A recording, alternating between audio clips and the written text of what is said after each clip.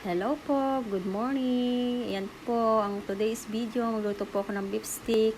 So yan po, nagisa na po ako sa aking kawali ng bawang. So yan po yung aking beef na iniwan ko kanina na 1 oras ko binabad. Pero hinalbos ko na muna po. Ipini-pressure cooker ko na po. Kasi yung iba pag nagluluto hindi pini-pressure cooker. Ang iba po ay talagang binababad po niya at parang pinipit-pit-pit para ma-absorb niya yung lasa ng toyo na kababad. So, yan po, nilagay ko po ang pinagbabarang ko po diyan ay, nag-blend po ako ng bawang, tapos nilagay po ako ng kalamansi or lemon, pwede po nyong ilagay.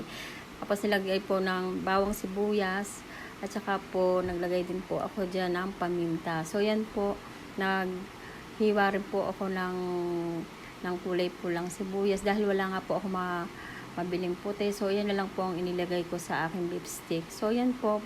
After po niya, luto na po yung aking beef stick. Yan po. Kain po tayo for lunch po. Thank you for watching po. So, yan po. Sana po masayahan po kayo sa aking luto. Thank you po. God bless you all. Thank you.